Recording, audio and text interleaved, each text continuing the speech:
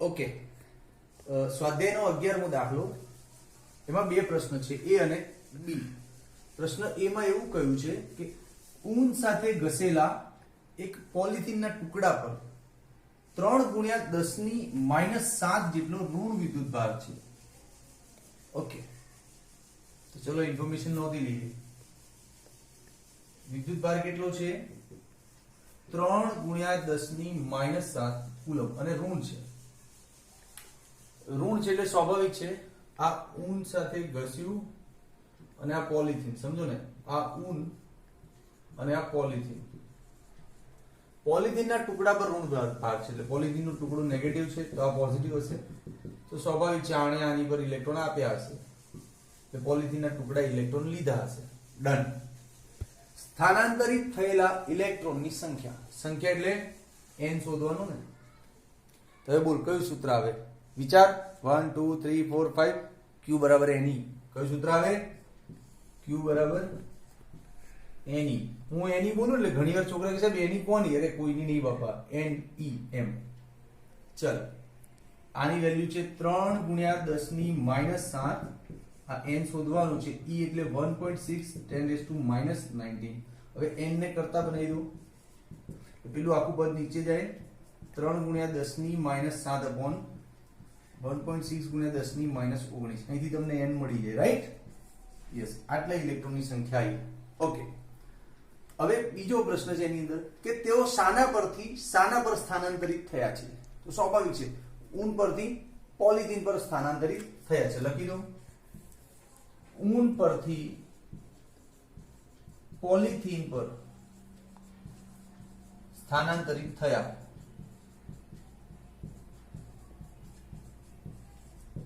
છે. ડન. હવે પ્રશ્ન નંબર બી.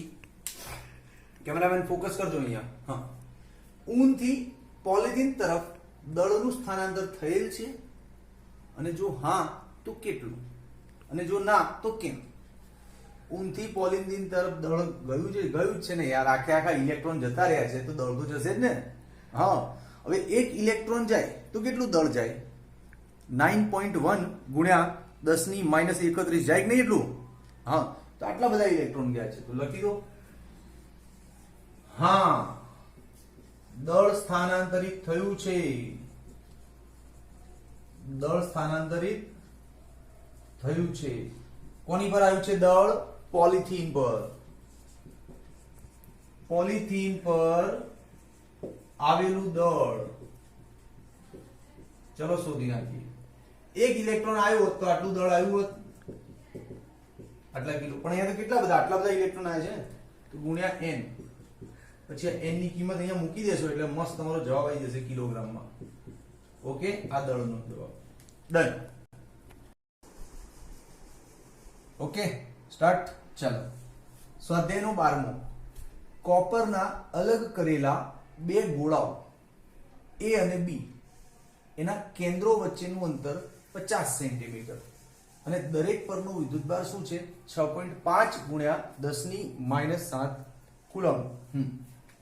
ચાલો, આ કોપરના બે ગોળાઓ A અને B, વચ્ચેનું અંતર 50 સેન્ટીમીટર. આનું કેન્દ્ર અને આનું કેન્દ્ર. કેન્દ્રથી કેન્દ્ર અંતર કેટલું છે ભાઈ? 50 સેન્ટીમીટર.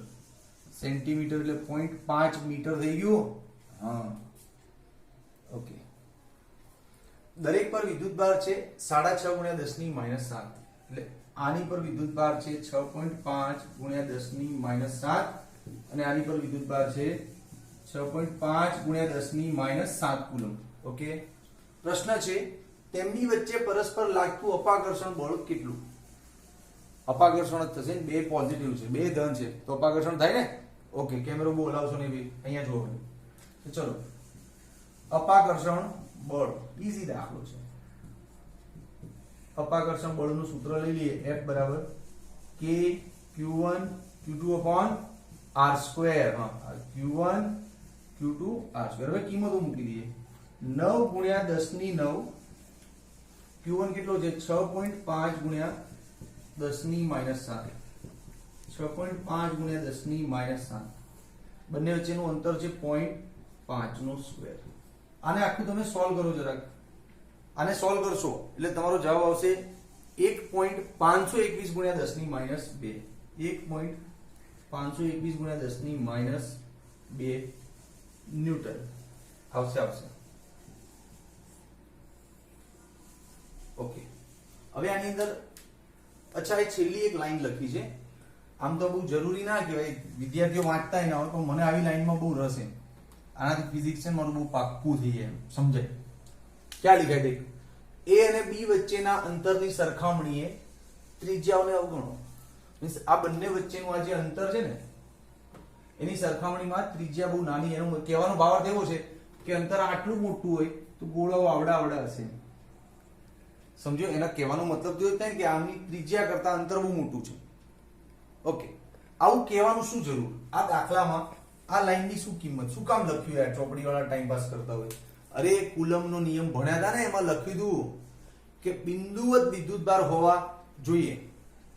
હવે તું આમ જોતા ગોળા કેટલા મોટા દેખાય, બિંદુવત નથી, પણ આ જો તો ખબર પડે કે હા સાહેબ બિંદુવત છે, હે ને? હા, એટલે આ લાઈન લખી હોય કે બિંદુવત, એનો મતલબ બિંદુવત થઈ જાય અને આ સૂત્ર લઈ શકાય એટલે. ઓકે, હવે આનો પાર્ટ બી. જો આ દરેક ગોળા પરનો વિદ્યુતભાર બમણો કરીએ એટલે Q1 અને Q2 ને ડબલ કરીએ અને તેમની વચ્ચેનું અંતર અડધું કરીએ તો કેટલું અપાકર્ષણ બળ થાય? 16 ગણું. યાદ કર, વિદ્યુતભાર બમણા કર એટલે 2 2 4 અને પેલું નીચે અડધું એટલે 4 ઉપર 16 ગણું થાય મારા હિસાબે. તને પણ ગણતરી કરીને આપી દઉં. જો બી, કેમેરામેન આ બાજુ આવી જાવ, આ પોર્શન પર. બંને પર વિદ્યુતભાર બમણું કરતા નવા વિદ્યુતભાર શું થાય? જો નવા વિદ્યુતભાર Q1 ડેશ નામ આપી દે. આનું ડબલ કર ને, 6.5 નું ડબલ એટલે 12 13 ગુણ્યા 10 ની માઈનસ 7 થઈ ગયું ડબલ.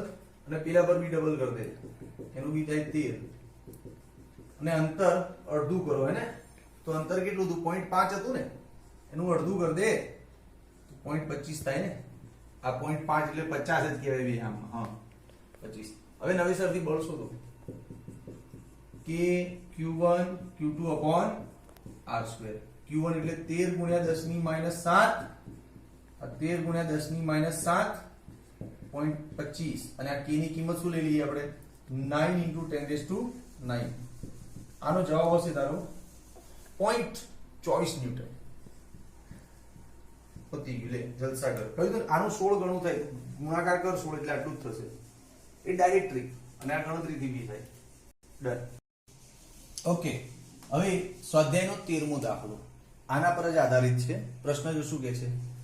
સ્વાધ્યાય 1.12 માંના બંને ગોળાઓ એક સમાન છે એવું ધારી લો. ચલો, આ બંને ગોળાઓ એક સમાન છે એવું ધારી લઈએ આપણે. આ પહેલો ગોળો, આ બીજો ગોળો. આને નામ આપ્યું હતું આપણે A અને આને નામ આપ્યું હતું B. બરાબર? ઓકે, એક સમાન છે, વાંધો નહીં. વિદ્યુતભાર તો આની પર હતો ને, Q1 Q2. આની પર વિદ્યુતભાર કેટલો હતો? 6.5 ગુણ્યા 10 ની માઈનસ 7. આની પર બી એટલો જ હતો, 6.5 ગુણ્યા 10 ની માઈનસ 7.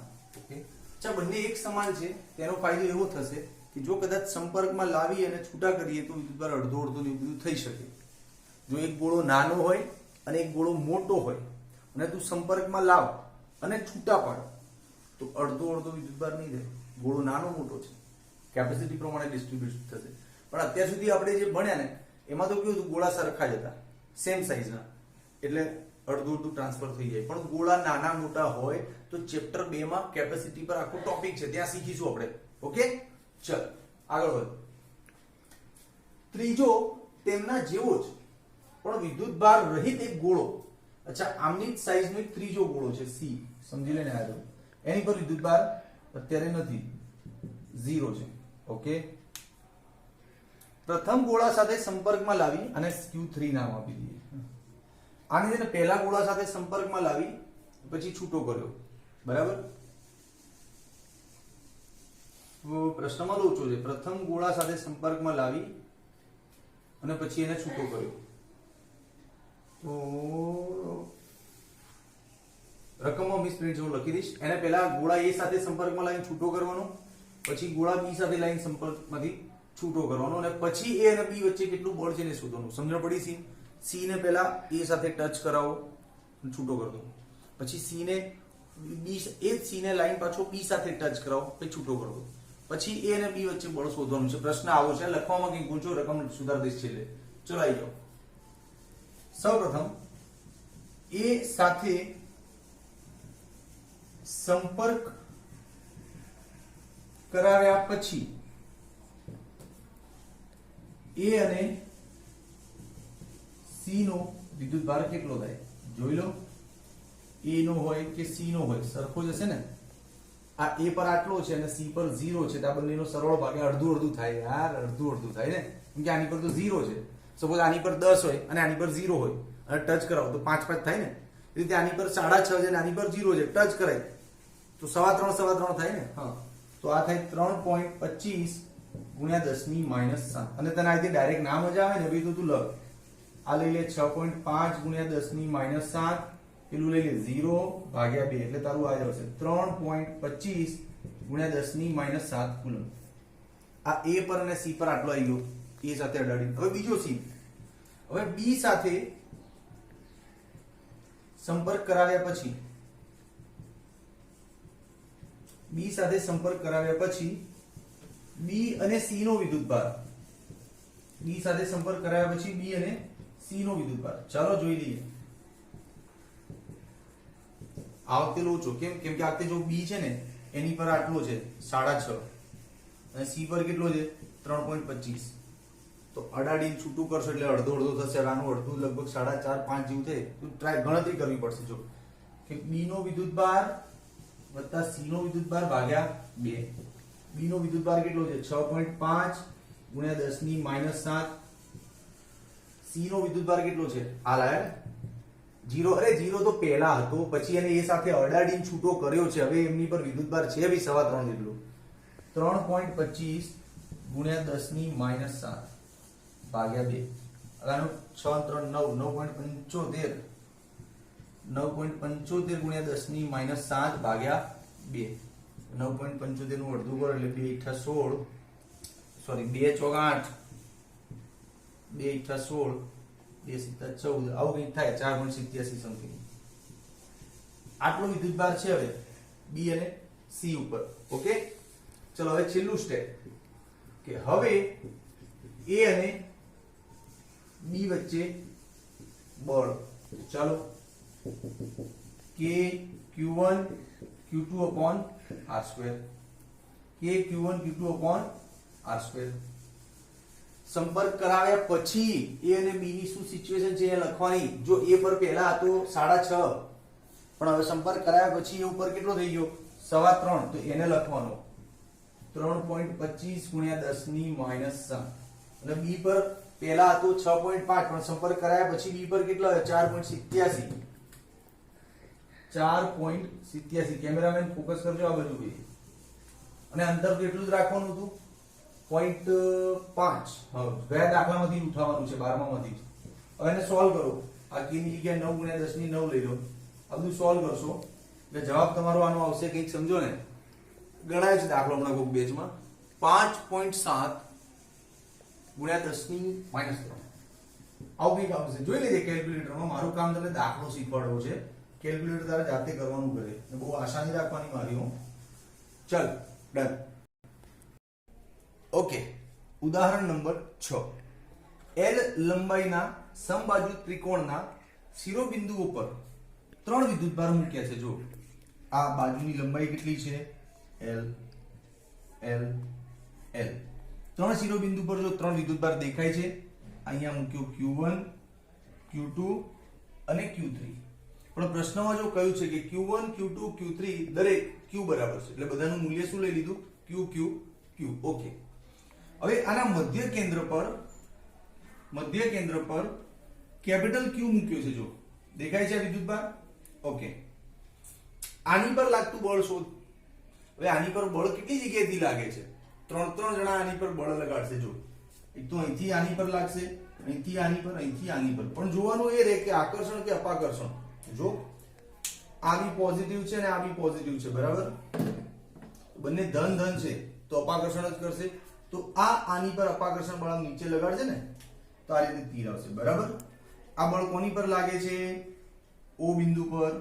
કોણ લગાડે છે? એ, આવું નામ બનશે આનું। પછી આ પણ આને અપાકર્ષણ આપશે આ રીતે।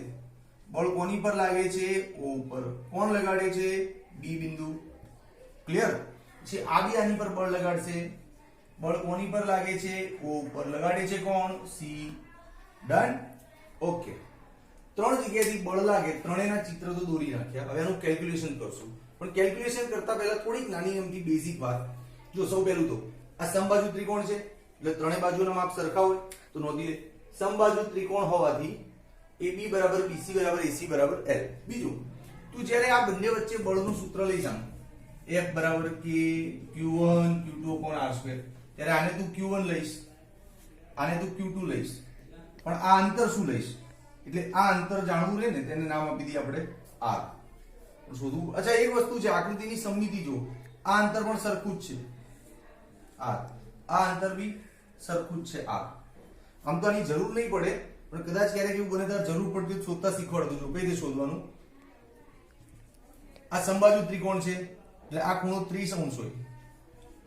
સમબાજુ છે એટલે બધા 60 ના હોય ને। હવે 60 નું મિડલમાં કેટલું હોય? 30, બરાબર। તો જો આ માપમાં ઇન્ટરેસ્ટ છે। અચ્છા, આ માપ કેટલું હશે? L/2, કેમ કે આખું L છે ને, તો આ શું થાય? L/2। તો જો આ આખું પેનલ બને છે cos 30, આ પાસેની બાજુ અપોન કર્ણ, જો cos 30 બરાબર પાસેની બાજુ અપોન કર્ણ। હવે cos 30 એટલે √3/2 L/2 2 ગોન R બરાબર L/√3। જો કે આ દાખલામાં કદાચ આની જરૂર નહીં પડે, પણ ક્યારેક જરૂર પડે તો શોધતા શીખવાડી દીધું। Okay, done. ચલ, હવે ઘણું બધું નોંધવા જેવું છે, ચલ નોંધીએ। મને તો એમ લાગે છે બધાના બળ સરખા જ હશે। યસ, કેમ કે જો બધાનું Q1 Q2 Q1 Q2 Q1 Q2 સરખું અને બધાનું અંતર સરખું છે, સરખા જ હશે। તો ચલ એક પહેલા નોંધ કરી લઈએ શું કે FOA FOB અને FOC આ બધાનું મૂલ્ય સરખું જ છે। Q1 Q2/r મૂલ્ય સરખું છો, મેં તીર નથી કર્યા, દિશા સરખી નથી। જો આની દિશા આમ છે, પેલાની આમ છે, આની આમ છે, દિશાઓમાં લોચા છે, પણ મૂલ્ય તો સરખા છે। ઓકે, ચાલો એને કોમનલી શું નામ આપી દઉં? F નામ આપી દઉં। તો હવે કોઈ બી બળ લઈએ, આ બંને વચ્ચેનું કે આ બંને વચ્ચેનું કે આ બંને વચ્ચેનું, હવે આગળ આપણે શું નામ આપીશું? એને F। ઓકે, ચાલો હવે કરવાનું શું? આ ત્રણે ત્રણ બળ શોધવાના દિશા સહિત, અને ત્રણેયનો સદિશ સરવાળો કરો એટલે વાર્તા પૂરી। ચલો શોધીએ। સૌ પહેલું O પર A વડે લાગતું બળ, ચલો જોઈ લો। O પર A વડે લાગતું બળ શું બનશે સૂત્ર? કઈ ના બને, સીધું જો ને, આ નીચેની દિશામાં જાય છે આમ, તો શું આવશે? 0 - F। આ દિશામાં છે ને, તો -j કેરેટ ના, આ રીતે લખાય ને। હા, 0 - F। હવે F ની કિંમત તારીથી લખી તો લખી દે બિંદાસ, આ રહી K Q/r²। ચલ આ આવી O પર A વડે લાગતું। હવે બીજું, O પર B વડે લાગતું બળ। આ જો O પર B વડે લાગતું બળ, ચલો O પર B વડે લાગતું બળ। તો મને આ બળમાં જબરજસ્ત દેખાય, શું દેખાય? આ બળ આમ જો ત્રાસું જાય છે, આમ તારા બે ઘટકો પડશે ને, એક ઘટક આમ પડશે અને એક ઘટક આમ પડશે, રાઈટ? બે ઘટકો પડશે કે નહીં પડે?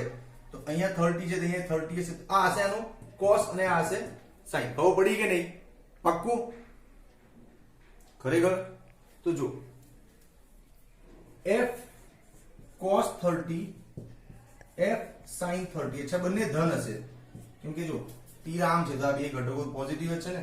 અરે તું ઘટકો અહીંયા દોર યાર, કે અહીંયા દોર, ચાલે, ચિત્ર ચોખ્ખું એટલે મેં નાનું દોર્યું અહીંયા। ઓકે, તો ચલો હવે F ની કિંમત મૂકવી મૂકી દો, K Q/r² cos 30 એટલે √3/2, K Q/r² sin 30 એટલે 1/2, બરાબર છે?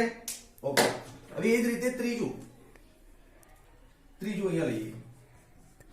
O પર C વડે લાગતું બળ ધ્યાન દીજો આ જાય દેખાય એના બે ઘટકો આમ પડશે ને એક આમ અને એક આમ ડન આ છે 30 ડિગ્રી એટલે આ શું થશે ખબર છે f cos 30 અને આ થશે f sin 30 તો લઈ લો પણ આ જો માઈનસ છે ને આ શું છે પ્લસ હા તો જો minus f cos 30 f sin 30 આ કયું બળ છે O પર C વડે અત્યારે f ની કિંમત મૂકી દે k q q r square cos 30 એટલે √3/2 k q q r square sin 30 એટલે 1/2 જો ત્રણે બળ આવી ગયા હવે પરિણામી બળ આપણે વાત થઈ ગઈ હતી દોસ્ત કે ત્રણેયના બળ શોધીને સદિશ સરવાળો કરો એટલે પરિણામી બળ ચલો સદિશ સરવાળામાં શું કરશું બધાના x ઘટકનો સરવાળો કરો જો આ અને આ બધાનો સરવાળો કરો 0 આવશે પછી આ બધાનો સરવાળો કર 0 આવશે એટલે પરિણામી બળ આવી ગયું ઉપર ઓકે ડન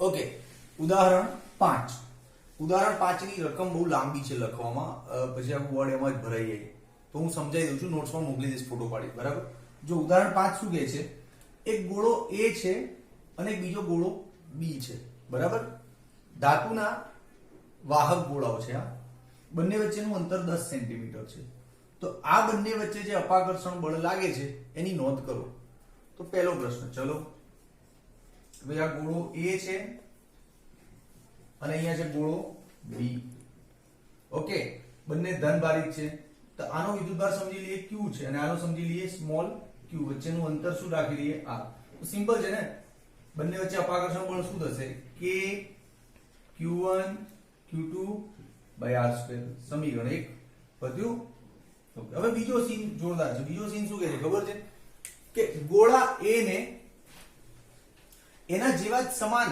ગોળા C સાથે સંપર્કમાં લાવો અચ્છા આપણે થિયરી ભણ્યા હતા સંપર્ક વગર ચાર્જિંગ એની જસ્ટ પહેલા હતું સંપર્કથી ચાર્જિંગ એ વિડિયોમાં 3-4 એક્ઝામ્પલ બી આપ્યા હતા કે બે ગોળાને એકબીજા સાથે અડાડીએ ને તો ટોટલ વિદ્યુતભાર અડાડ્યા પછી અડધો થઈ જાય સપોઝ આની પર 10 કુલમ હોય અને આની પર 0 કુલમ છે બંનેને સંपर्कમાં લાવી छूटा पाड़ो इस पे भी 5 इस पे भी 5 हो जाएगा हाँ सपोज आनी पर 3 कूलम છે અને આની પર 4 કુલમ છે બંનેને ટચ કરી એટલે ટોટલ 7 કુલમ થયા તો હવે છૂટા કરે એટલે પાછા 7 ના અડધા 3.5 કુલમ થઈ જાય અને આનો ફોર્મ્યુલા બી હતો q1 q2 ડિવાઇડ બાય 2 એ રીતે બી જવાબ આવે ઓકે તો એ જ પોલિસી કરીશું આ a ને c સાથે સંપર્ક કરાવશો એટલે સ્વાભાવિક છે કે એનો વિદ્યુતભાર પહેલા તો એના કરતા અડધો થઈ જશે અને c પર બી અડધો થઈ જશે કેમ કે c વિદ્યુતભાર વગરનો લાયા હતા આપણે c પર કઈ વિદ્યુતભાર હતો નહીં એટલે અડધો પહેલાથી મળ્યો ને આવું થઈ ગયું અચ્છા b ને d સાથે સંપર્ક કરીશું તો આમાં બી એવું થશે આનો q હતો ને જો આનો q અને આનો સ્મોલ q તો આની પર બી થઈ જશે q/2 અને આની પર બી થઈ જશે q/2 સંપર્ક કરાયા પછી એ અને b પર આવી પરિસ્થિતિ છે તો લખી દો સંપર્ક પછી ગોળા A પરનો વિદ્યુતભાર q/2 ગોળા B પરનો વિદ્યુતભાર q/2 ઓકે હવે પાછું એ લોકો ત્રીજી આકૃતિમાં એવું કહે છે કે સંપર્ક કરાવ્યા પછી એમની વચ્ચેનું અંતર 5 સેન્ટીમીટર કરી નાખો એટલે ક્લોઝ લાઈન ગોળો A અને B 10 સેન્ટીમીટરે હતા આ A ને C જોડે અડાડીને લાયા B ને D જોડે અડાડીને લાયા પછી બંનેને 5 સેન્ટીમીટરે મૂકો A અને B ને ક્યાંક અડાડીને લાયા અને હવે 5 સેન્ટીમીટરે મૂકો એટલે સ્વાભાવિક છે અંતર પહેલા કરતા અડધું થઈ ગયું એટલે હવે અંતર r/2 લઈ શકાય ઓકે હવે બળ કેટલું જુઓ જરા તો ચાલો વિદ્યુત બળનું સૂત્ર શું છે k q1 q2 r2 છે હવે અડાડ્યા પછી તારો વિદ્યુતભાર શું બને છે q1 એટલે આ q/2 અને આ શું બને q/2 અને અંતર કેટલું છે r/2 સ્વાભાવિક વસ્તુ છે જો અહીંયા ઈઝી ગણિત છે આ q આ 2 દુ 4 પછી આ r2 ને 2 નો સ્ક્વેર 4 ઉડી ગયા એટલો ને એટલો જ જવાબ આવ્યો પહેલા જેટલું જ બળ આવ્યું ખ્યાલ આવ્યો તો અહીંયા સિમ્પલ પ્રેઝન્ટેશનમાં એવું કહી શકાય કે આ રીતે વિદ્યુતભાર અડધા કર્યા ક્યાંક અડાડી અને અંતર બી અડધું કર્યું તો બંનેના વિદ્યુતભાર એ અડધા કરો અને અંતર બી અડધું કરો તો બળ પર કોઈ ફરક પડતો નથી. હવે આની અંદર એક એક્સ્ટ્રા દાખલો આપું. કેમેરામેન આ બાજુ ફોકસ કરજો જરા. એક્સ્ટ્રા સમજાવું તને. એક્સ્ટ્રામાં એવું છે, દાખલા તરીકે આ એક ગોળો છે, બરાબર? પોઝ કરો. ઓકે, જુઓ, એક્સ્ટ્રામાં એક એક્ઝામ્પલ એવું આપું. દાખલા તરીકે આ એક ગોળો છે, સમજજે. આ બીજો ગોળો છે, આની પર વિદ્યુતભાર છે Q1, આની પર વિદ્યુતભાર છે Q2, વચ્ચેનું અંતર છે R. આ પહેલો સીન, બરાબર? તો બળ કેટલું લાગે શોધી લો કે Q1 Q2 upon R². આ જોઈ લીધું. હવે બીજો સીન એવું કહે છે કે આ Q1 નો વિદ્યુતભાર ડબલ કરો, પેલાનો વિદ્યુતભાર ડબલ કરો અને અંતર અડધું કરો, તો બળ પર કેટલો ફરક પડશે. આ દાખલો ગુજકેટમાં ક્યાંક પૂછાઈ ગયો હતો એટલે યાદ આવી ગયો. બંનેના વિદ્યુતભાર ડબલ કરો અને અંતર અડધું કરો. ચલો કરીએ. બંનેના વિદ્યુતભાર ડબલ અને અંતર અડધું કરવાનું છે ને. કરીએ. વિદ્યુતભાર પહેલા Q1 હતો, ડબલ કરી એટલે શું થશે 2Q1. આનો બી ડબલ કરી એટલે 2Q2 અને અંતર અડધું કરો. તો જો 2 દુ 4 આગળ આવી ગયા. Q1 Q2 R²/4. આ 4 ઉપર એટલે 16 કે Q1 Q2 R², બરાબર? તો જો નવું બળ 16 ગણું થઈ ગયું. એટલે બેવું જરૂરી નથી કે સરખું જ થાય, અલગ બી થાય. ડિપેન્ડ કે Q1 ને શું કર્યો, Q2 ને શું કર્યું, અંતર કેટલું કર્યું છે. આવા તો કઈક એક્ઝામ્પલ છે, ડબલ એક્ઝામ્પલ છે. હવે તું જાતે પ્રેક્ટિસ કરવા માટે એવું કર. ચલ હજી એક આપણું નાનું આમ તો ફટાફટ પછી વિડિયો પતી જશે આપણો. આના વિદ્યુતભાર છે ને, જો પહેલા તો બળ આટલું છે કે Q1 Q2/R². આ તો નોંધી લીધું. હવે પ્રશ્ન એવું કહે છે કે બંનેના વિદ્યુતભાર 3 ગણા કર અને અંતર બી 3 ગણું કર. ચલ, તો નવું બળ કેટલું આવે? તો ચલો ગણી લઈએ. Q1 Q2 upon અંતર. પ્રશ્ન શું બોલ્યો? બંનેના વિદ્યુતભાર 3 ગણા કર. એટલે આ 3Q1, આનો વિદ્યુતભાર 3 ગણો કરો. થઈ ગયું. અચ્છા, અંતર બી 3 ગણું કરો. તો જો શું આવે જવાબ? આ 3 તરી 9 Q1 Q2, આ 3 નો સ્ક્વેર 9 R². જો 9 9 ગયા, જવાબમાં શું આવ્યું? એટલું ને એટલું.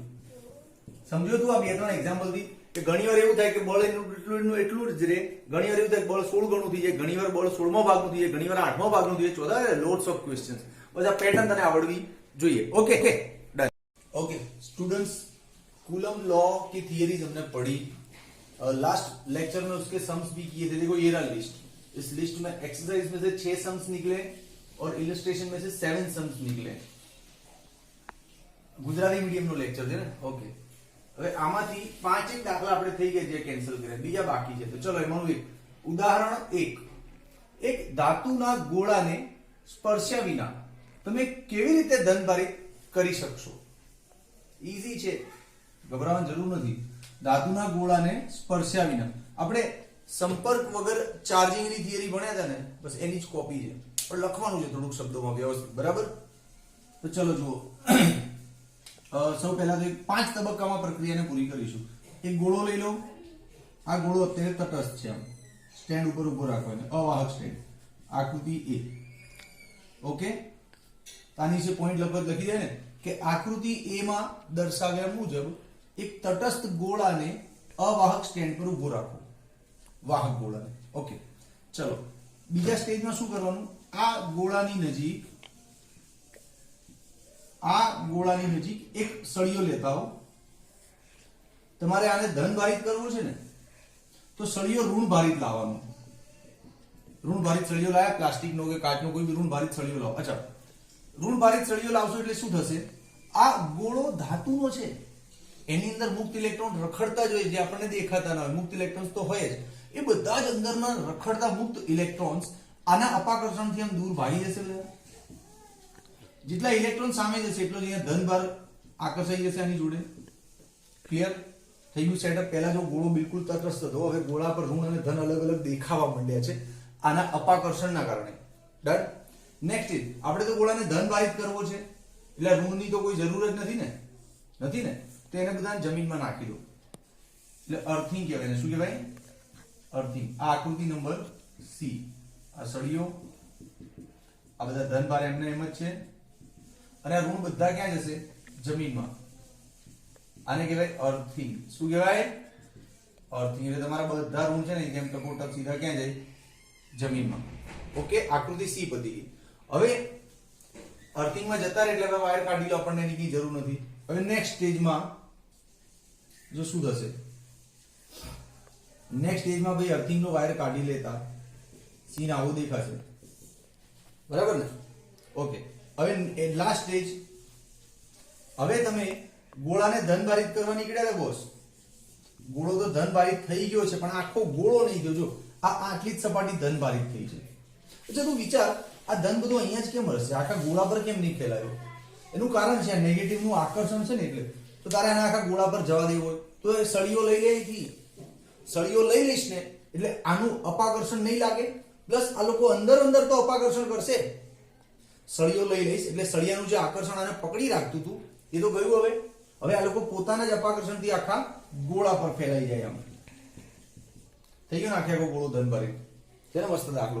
હવે એને લખવાના 5 પોઈન્ટ. ચલો ફટાફટ પોઈન્ટ બોલી જઉં છું, પછી નોટ્સ મોકલાઈ દઈશ. સૌ પહેલો, આકૃતિ એ માં દર્શાવ્યા મુજબ એક તટસ્થ ધાતુનો વાહક ગોળો લો અને સ્ટેન્ડ પર ઉભો રાખો. આકૃતિ બી માં દર્શાવ્યા મુજબ એક ઋણભારિત સળિયાને ગોળાની નજીક લાવો, સ્પર્શે નહીં એનું ધ્યાન રાખો, નહીંતર આપણી આ શરતનું ઉલ્લંઘન થઈ જાય. ઓકે, પછી આમાં જ લખો કે સળિયાના ઋણના આકર્ષણથી ધનભાર, આ બધો ધનભાર છે ને એ સળિયા તરફની ગોળાની સપાટી પર ભેગો થાય અને ઋણભાર સામેની સપાટી પર ભેગો થાય. થઈ ગયું આકૃતિ બી. હવે આકૃતિ સી, સામેની સપાટી પર અર્થિંગ કરો જેથી ઋણભાર બધો જમીનમાં જતો રહે અને સામેની સપાટી કેવી થઈ જાય? તટસ્થ. ક્લિયર? ઓકે. આકૃતિ ડી, આકૃતિ ડી માં બતાવ્યા મુજબ અર્થિંગ દૂર કરો. ઓકે, લાસ્ટ આકૃતિ. હવે આકૃતિ ઈ માં દર્શાવ્યા મુજબ સળિયો પણ દૂર કરો એટલે આખો ગોળો ધનભારિત થઈ જાય છે. ડન. ઓકે, નેક્સ્ટ દાખલો. એક પ્યાલા પાણીમાં કેટલા ધન, કેમેરામેન આ બાજુ ફોકસ કરો. એક પ્યાલા પાણીમાં કેટલા ધન અને કેટલા ઋણ વિદ્યુતભાર હોય. આ દાખલો મેં મારા ક્વોન્ટાઇઝેશન સેગમેન્ટમાં નાખ્યો હતો. ક્વોન્ટમ મિકેનિક્સ ભણાવ્યું ને એમાં નાખ્યો હતો, પણ એમાં 100 ગ્રામ પાણીનું એક્ઝામ્પલ હતું અને મેં દિવસે કહ્યું હતું કે 250 ગ્રામ માટે બી આવી શકે આવો દાખલો. ચાલ ફટાફટ કરાવી દઉં છું, શીખવાડ્યું એટલે બહુ ટાઈમ નહીં લઈએ. સૌ પહેલા તો શું કરવાનું, એક પ્યાલો પાણી એટલે લગભગ 250 ગ્રામ થાય, બરાબર? એનો વિદ્યુતભાર શોધવાનો છે. તો સિમ્પલ છે, વિદ્યુતભારનું સૂત્ર શું થશે ભાઈ? ઉપર જો અહીંયા તને લખી દઉં. એક પ્યાલા લખતા નહીં આવતું સાહેબ. એક પ્યાલા પાણીનો વિદ્યુતભાર Q બરાબર એની થાય. હવે E ની કિંમત શું લેવાની? 1.6 ગુણ્યા 10 ની માઈનસ 19. ખાલી આ n નથી ખબર ને? n એટલે પ્રોટોનની સંખ્યા, કઈ ઇલેક્ટ્રોનની સંખ્યા. ઓકે, તો ચલો સંખ્યા શોધીએ. તું સમજ, આ રહ્યો આખો એક પ્યાલો પાણી ધારો, આની અંદર પાણી છે, બરાબર? હવે આ પાણીની અંદર ટોટલ કેટલા પ્રોટોન છે ખબર નહીં સાહેબ. આખા પાણીમાં કેટલા ખબર નહીં, પણ આ પાણીનો કોઈ એક અણુ લઈ લો ને બારામાં, કોઈ એક અણુ, તો એમાં મને ખબર છે કેટલા પ્રોટોન હોય. પાણીના એક અણુમાં જો ઓક્સિજન ની અંદર 8 પ્રોટોન બેઠા હોય, આ H2 ની અંદર 2 પ્રોટોન હોય, એટલે પાણીની અંદર એક અણુમાં ટોટલ કેટલા પ્રોટોન થાય? 10. આ આટલું બધું પાણી છે 250 ગ્રામ, એનો કોઈ બી એક અણુ લે, એની અંદર તને 10 પ્રોટોન દેખાય. કેમ? આ સિસ્ટમના કારણે 10 પ્રોટોન દેખાય ગયા એક અણુમાં. પણ આમાં તો કરોડો લાખો અણુઓ છે, તો અણુઓની સંખ્યા ગણવી પડશે ને, પછી એની જોડે ગુણાકાર. તો અણુઓની સંખ્યા ગણીએ. ચલો કઈ રીતે ગણવાની? કે સાહેબ 250 ગ્રામ પાણીમાં કેટલા કરોડ અણુ છે નહીં ખબર, પણ 18 ગ્રામ પાણીમાં એવોગેડ્રો જેટલા એ ખબર હોય આપણને. અણુભાર આપ્યો છે ને, જો અહીંયા કેમેરામેન ફોકસ કરો, અહીંયા આ પાણી 18 ગ્રામ આપ્યું છે ને અણુભાર, એનો મતલબ એવો થાય કે જો 18 ગ્રામ પાણી હોય તો એમાં એવોગેડ્રો જેટલા અણુઓ હોય. તો લઈ લે, 18 ગ્રામ પાણીમાં અણુઓની સંખ્યા આટલી હોય, 6.02 ગુણ્યા 10 ની 23. તો 250 ગ્રામમાં કેટલા? 250 ગ્રામ પાણીમાં આટલા. 250 ને ઉપર લઈ જાઓ, 18 ને નીચે લઈ લો, ગુણ્યા 6.02 10 ની 23. આ અણુ આવી ગયા. હવે આનો આની સાથે ગુણાકાર જ કરવાની વાત થઈ હતી ને, આનો આની સાથે ગુણાકાર એટલે પ્રોટોનની સંખ્યા આવી જાય. ખ્યાલ આવ્યો? ચલો લખી દઈએ, આનો ગુણાકાર એટલે સીધું પ્રોટોનની સંખ્યા 10 ગુણ્યા 250 બાય 18 6.02 into 10 ની 23. અહીંથી તારો વિદ્યુતભાર મળી જાય, અહીંથી આનો વિદ્યુતભાર મળી જાય. આ પ્રોટોનનો વિદ્યુતભાર એટલો ને એટલો ઇલેક્ટ્રોન નો, કેમ કે જેટલા પ્રોટોન એટલા જ ઇલેક્ટ્રોન હોય. તો ધન વિદ્યુતભાર અને ઋણ વિદ્યુતભાર સરખા હશે જે આટલા હશે. ખાસ તો આ શીખવાનું છે ભાઈ. આ સૂત્ર તો આવડે છે, Q બરાબર એની કિંમત. ખાલી આ n શોધવાનું ને, that is little challenging chemistry. સમજાઈ ગયું? ફરી એક સેકન્ડમાં તને રિવાઇઝ કરાવી દઉં. જો 250 ગ્રામ પાણી છે એનાથી ગભરાઈશ નહીં. એની અંદરનું કોઈ બી એક અણુ ઉઠાય એમાં 10 પ્રોટોન હશે. પછી ટોટલ અણુઓ કેટલા છે સાહેબ, મારે ગુણાકાર કરવું તો અણુ આ રીતે ગણી લેવાના ને કે 18 ગ્રામ ને આટલા, 250 ગ્રામ ને કેટલા. ક્લિયર? ડન.